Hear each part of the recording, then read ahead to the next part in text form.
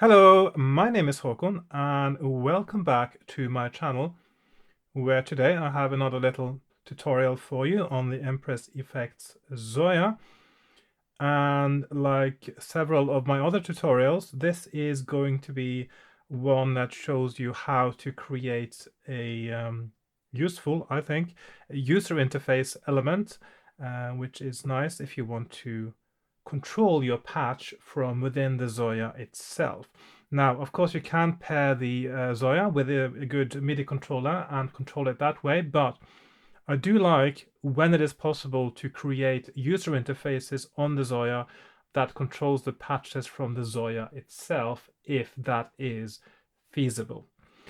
And this particular patch, as the name indicates, and also presumably by the time you see this video, the video title and the description will indicate that this is a kind of a fader control. So the way this works is that you can fade a parameter value either up or down using two different buttons, one for up and one for down. And you can see the yellow pad down here in the corner goes up all the way to a value of 1, and it goes down all the way to a value of 0. And at the same time, we also have here, this goes up to a value of 1 and all the way down to a value of -1. The reason I added the value module at the end there in yellow is because when a value is between 0 and -1, it doesn't actually show visually on the Zoya.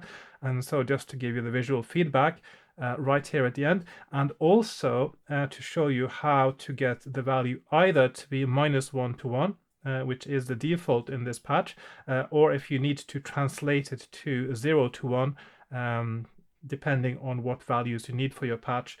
I'm showing you both at the end there. So the patch itself ends up with -1 to +1, and then you can add a value module after that to create a value of 0 to 1. I'll get back to that a bit later. So how does this work?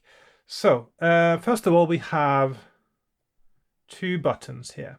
And you could use any style of button on the Zoya for this particular effect. But as usual, I prefer using UI buttons. And the reason is that a UI button, you can control what color and intensity it has. And you can also change the color of it dynamically by sending different values to it. And this makes it, I think, the most useful button for a user interface, and perhaps that is why it's called a UI button, a user interface button. But one thing to be aware of when you are patching is that the output of a UI button is not on by default. So when you create a UI button or you edit it, you want to set CV output to enabled, which is not on automatically when you create it. And that gives you two pads, an extra pad here, and of course when you create a user interface, in the end you want to usually want to hide the outputs because it looks nicer, and so you would oh, that's the wrong one. So you would stack them together like this, and so you don't see the output of this actually lighting up. Now you can see this one, but that's quite a practical thing to do when you have a finished patch where you don't need to modify it on the fly, is that you can stack modules on top of outputs. And this also has the added advantage, in addition to looking nice, that and taking less space, that it also prevents you from accidentally patching something up with the outputs when you are using the patch. For the purposes of showing you this, of course, I'm going to keep the modules separate. I'm not going to stack any outputs. So we got the two UI buttons here, and the one on the left is for reducing the value, and the one on the right here right now is for increasing the value. Okay, and both of these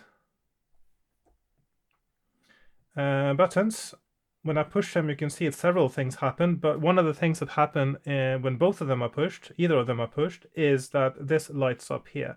And this is an ADSR envelope, or rather I should say an envelope, because I know the module is called ADSR on the Zoya, so attack, decay, sustain, release, but that's just the default. You can change it to have different steps. So in this case, it's an attack hold and decay envelope. That's not too important though, because the main thing is that the way this patch, how it creates a rise or a fall in value, which is what you're controlling with these buttons, is with a changing CV control value over time. And there are, as far as I can tell, 3 different ways of doing this that I can think of, and it's using an LFO. Triangle wave, of course, being a linear increase in value. The problem with using an LFO is you then also have to use a comparator. It's not a problem, it's just a different way of doing it. You would have to use a comparator to tell the patch when it reaches a value of 1, so that it doesn't keep trying to change the output from this particular algorithm and start going down again.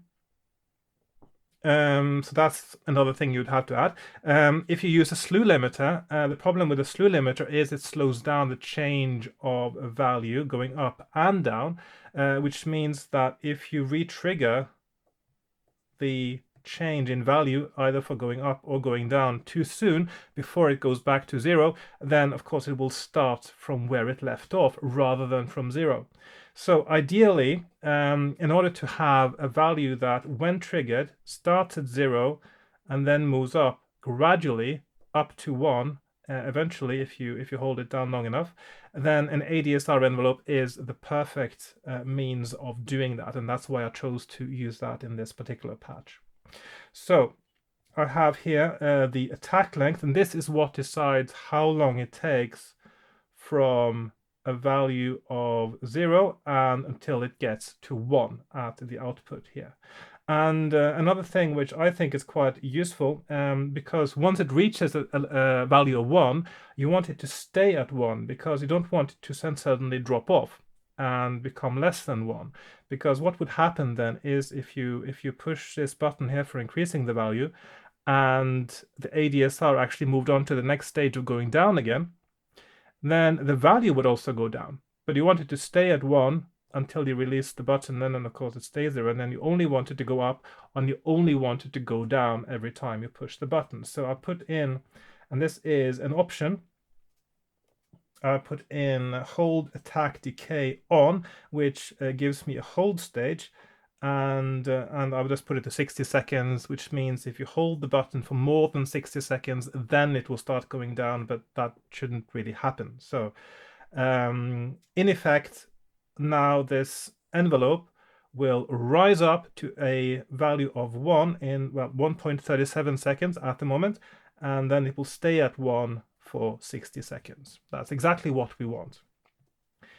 And then we want the value of this to either be, of course we are changing a value to either go up or down, depending on which of these buttons we push. So in order to achieve that, we take the output from this envelope and we insert it into an inverter, which gives you the opposite value. So when this goes up from 0 to 0.1, then the inverter would give you a value of minus 0.1, and when it reaches a value of 1, the inverter will have an output of minus 1. And in order to select which of these two, rising or falling, that is the one that is in effect, we are using an in switch, which is right here. So, and the way a switch works, an in switch, I should say specifically in this case, an in switch has a number of inputs that are known as channels. So they're numbered channel 1, 2, 3, etc. In this case, we have 2. So channel 1 and 2. It has a pad that controls which channel is selected and a single output. And the idea is that in a switch, the way it works is that only one of the inputs will be patched through to the output, and which one depends on the value that is sent to or set at the channel selector right here. And the way the channel selector works is by dividing the value of 1 evenly between the different channels. So if you have 2 channels, you divide 1 by 2 and you get 0.5, meaning that a value sent to the channel selector between 0 and 0.4999 gives you an output that is channel 1. And if you have a value that's 0.5 or higher, it will patch channel 2 to the output. So, and in this case, channel 1 is the direct output from the ADSR envelope, that is to say, the value going up, and channel 2 is after the inverter, and that is the value going down. And the way it selects it now is by connecting to the two buttons. So when you want it to go down, so both of these buttons, of course, intrinsically send out a value of 1. And the way we control what value that arrives at the destination is by using connection strength. So this button going down, I want that to be channel 2, which means I want a value that's higher than 0.5. So in this case, the connection strength is 100%. And for the other one, the connection strength needs to be less than 50%, because then the value that reaches the channel selector is less than 0.5, and it selects channel 1. There we are.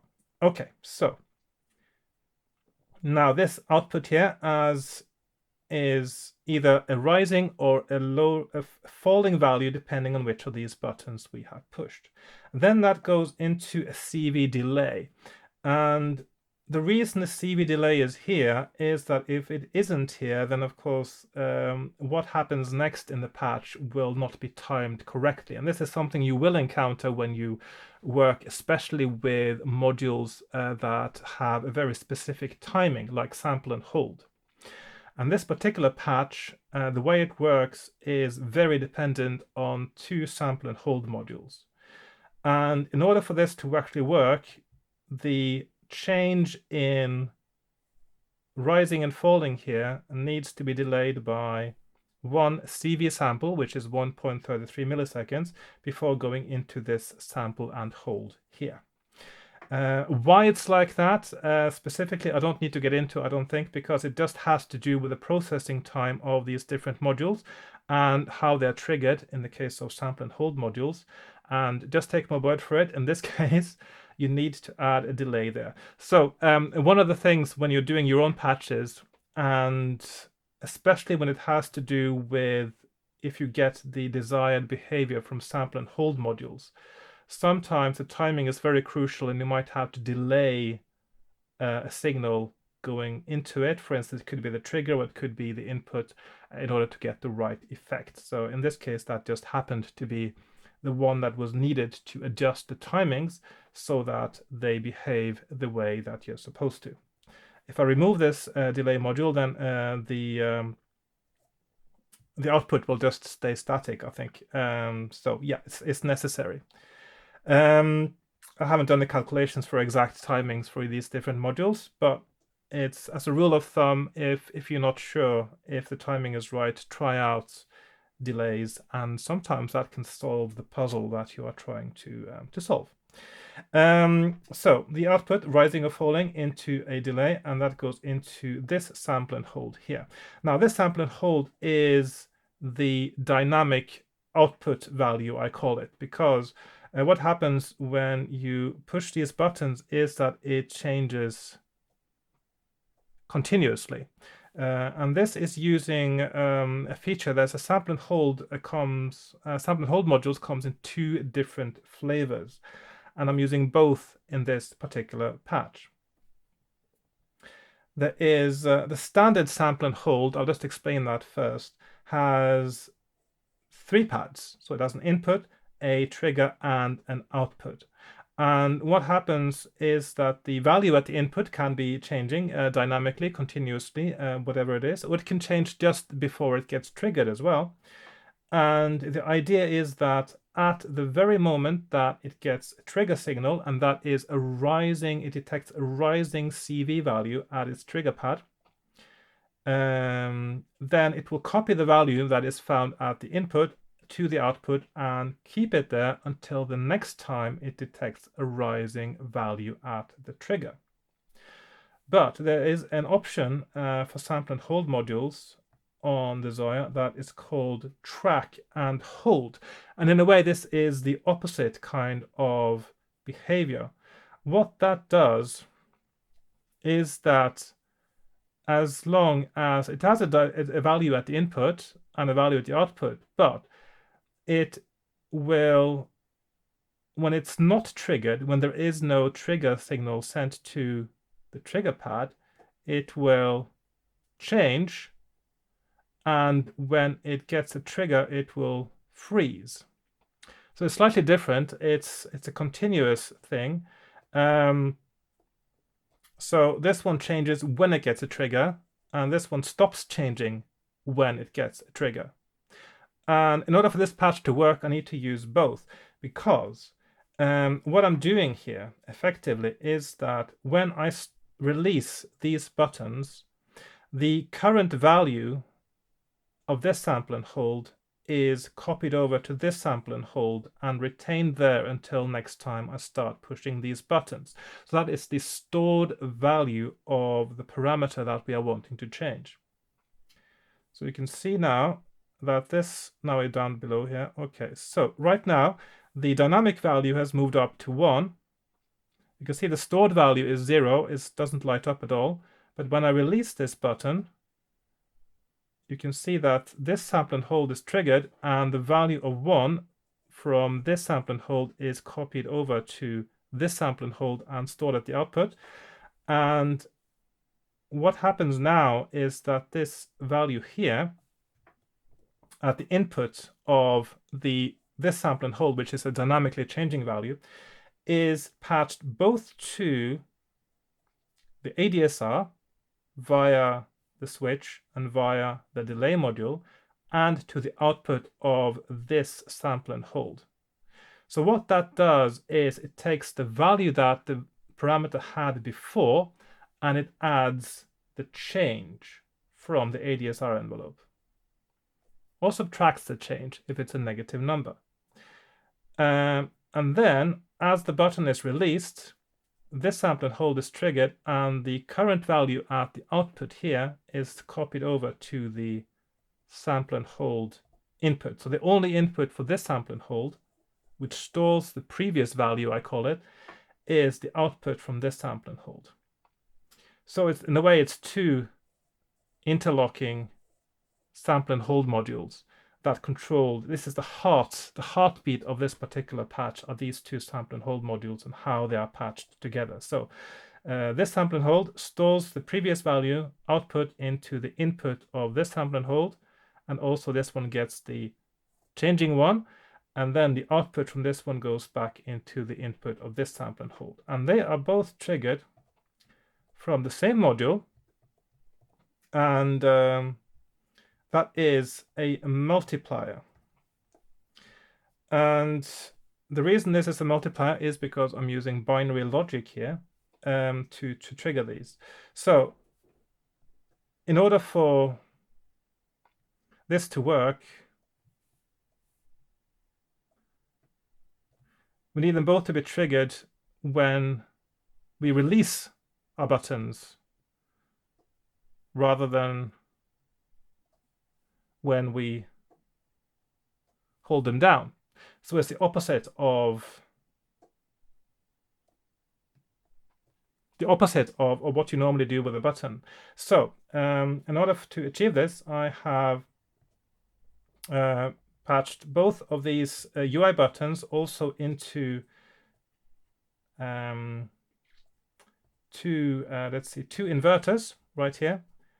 So they both have their inverter module that is connected to them, which means that, and the way an inverter works now is that when I send a value of 1 here to an inverter, it should give us a value of 0 normally because of the way an inverter works. But in order for the inverter to actually give a negative value, so the opposite of 1, what you do is you take a value module and make it binary. This is an option here, output -1 to 1, and you patch that into the input of these inverter modules. So what then happens is that you have a value of 1 when you don't push a button that is patched into an inverter module, and you have a value of -1 when it is pushed like so.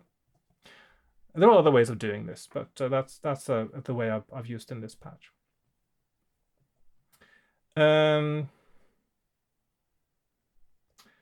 and I can't patch these directly, because if I patched both of these directly, that would mean that it would only trigger if I pushed both buttons, and that's not what I want. Only what I want it to trigger when I push one of them. So one of the ways I've done this is to then connect the outputs from these two inverters into a multiplier. This seems like a convoluted way of doing it, but it actually works really well. And so that when none of these buttons are pushed, both of these inverter modules have a value of 1, and a multiplier multiplies their inputs. So this multiplier sends out a value of 1, and that means that both of these sample and holds are now have a value at the trigger input, which means that as I release one of these buttons, this sample and hold gets triggered, because it goes back to the state where it shows that no buttons are pushed, and it updates its value. And also, it's for this module, it stops changing with the change in input.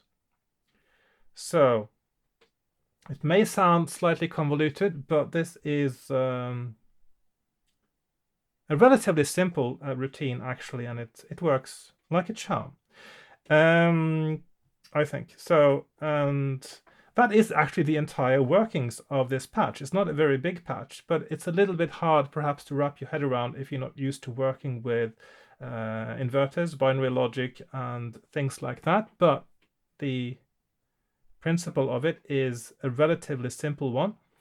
And now that gives us at the output here a value of -1 to 1.